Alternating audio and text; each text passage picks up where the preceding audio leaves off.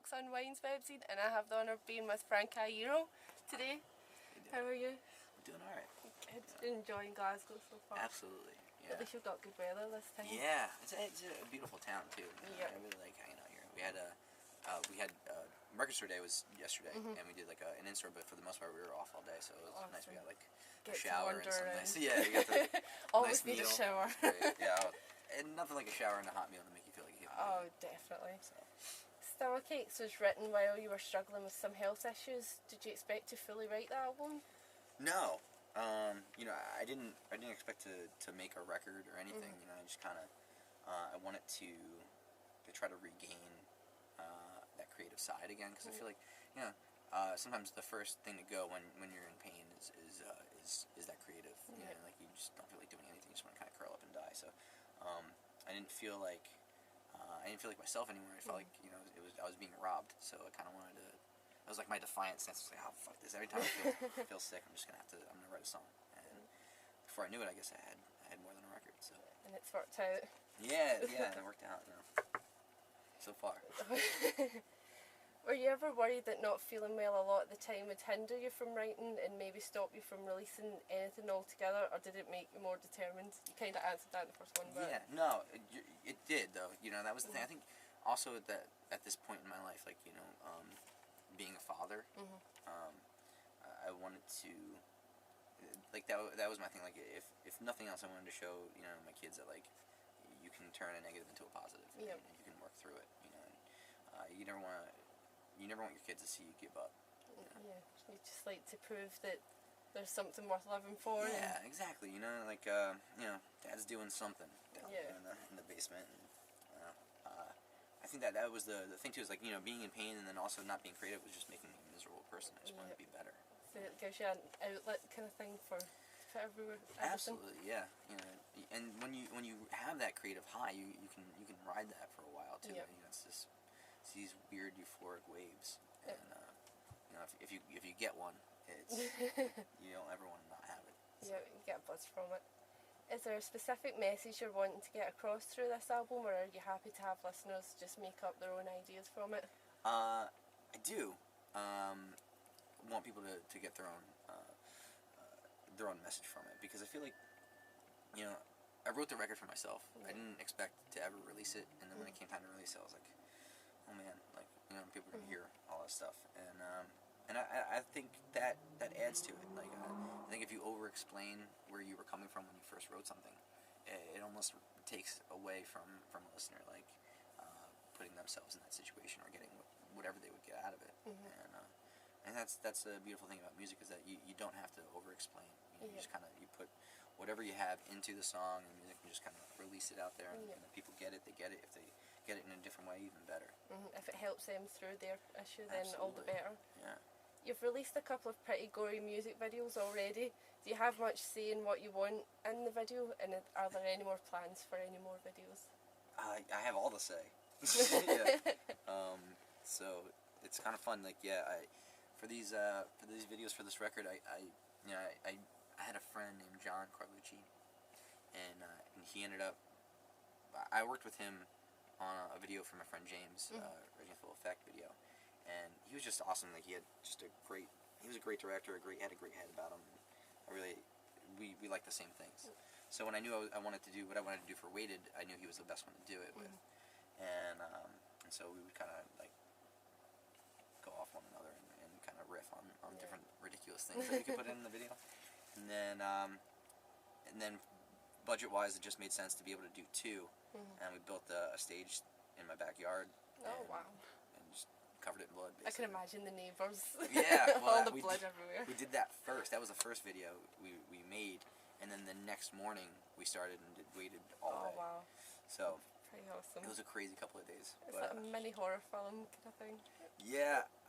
You know, it was, what was fun too was that we had to cast people for that video, you know, so like we had these like young kids like coming with their parents, like, and we're like, so we're gonna rip his arm off and then take his guts out and jump rope with them. They're like, okay, that's fine. It's kind of ridiculous. Creep the kids out a wee bit. Yeah. Some of the kids were really into it. One kid was definitely not. Oh no. You must be so used to working in a band environment. Was it hard to get used to having full control over everything? Yeah, it's different. It really is. You know, it's I said it before, but I think it to be true. It's a very lonely process at times, like in the writing stages. You know, but that's not necessarily a bad thing. It's just different.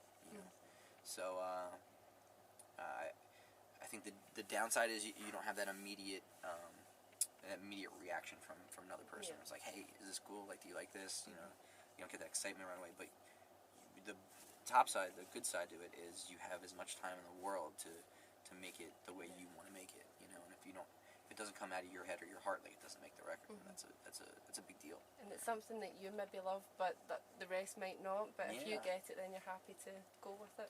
Absolutely. You've gone from headlining arenas to now going back to the smaller, more intimate venues. Are you nervous, and do you feel like you're starting from scratch, or are you pretty excited about it? Here's the thing, right? With music, all right. So say, do you want to be a journalist when you grow up? Yeah. All right. So you go to school, right? And you take all the writing courses and the journalism courses, and when you graduate, you have a degree in that, and then you probably maybe work for a paper or a news outlet, and you will be a journalist, right? Even if the last article you wrote, maybe there was a couple of misspellings or whatever, people didn't really get it. The next one, they'll pick up where you left off, and you're still a journalist. Yeah. If I go and I start bands when I'm 11 years old, and I'm in bands ever since, and I get on the road and I tour, I'm only as good as my last record. Yeah. You know what I mean? Very true. So no matter what, I'm always starting from scratch. That's true. I've never thought of it like that, actually. And that's not a bad thing. No. You know, it keeps you hungry, but also it's keeps can everything be tiring. fresh. Yeah. You played all the instruments except drums on Stomachaches.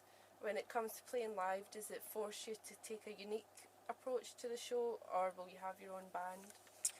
Yes. That was the thing. I didn't want to be just like a one-man band kind of thing. Yeah. You know? I like it in the recording process. It was very fun. Like, I really enjoy playing bass, and you know, the little drums that I did do, I enjoyed that, and like there's some key stuff on there. But for live, I don't know. I mean, I knew I needed people, you know, and it was a great opportunity for me to start a band with people that I've always wanted to be in bands with. You know, so I got my brother-in-law Evan, who was fantastic, and Rob, who used to be in Leathermouth with me, and then we met Maddie, and it just worked out really well. Perfect.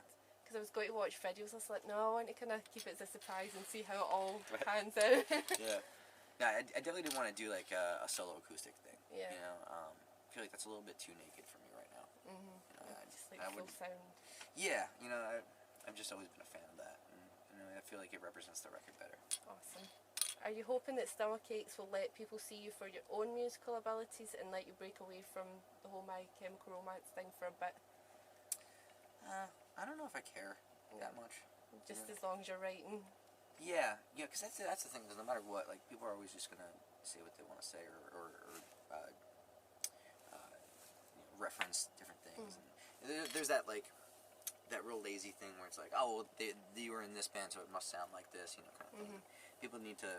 It just makes them more comfortable as opposed to like to label things. And do it that way. It's just easier. But for me, if I thought about that too much, I think it would ruin whatever I'm doing. Yeah. You know. So you know, I was in my camp for 12 years. That's a long time. You know. I almost had like tenure at that point, right? So and I'm proud of, you know, I would say 90% of everything we ever did. So that's fine with me. Awesome. What does the rest of 2015 have in store for Frank Iero and the Cellabration? I don't know. We have some touring. We have a lot more touring to do. We get home. We have 3 weeks off, I think, which would be great. Pretty good. And then we go out with Against Me, which is going to be great. Wow. Yeah, I'm very excited about that. And then we come back here for Reading and Leeds. Maybe some little touring around that, which would be nice. Glasgow. I love that. And then I think we might do a little bit more touring, maybe in the fall. Oh, and then, I don't know, maybe we'll do a new record. I don't know, we'll see. Wow. Anything goes. Yeah. I don't want to plan too much. You know, 'cause I want to feel inspired whenever I feel just inspired. let it all flow. Yeah. Anything you'd like to say to those watching to wrap up? Thank you for taking the time to watch. Thank you for taking the time to write down some questions and ask me. Thanks for taking the time out. It was my pleasure, seriously. It was awesome speaking to you. Thanks very much. Thank you. Thanks.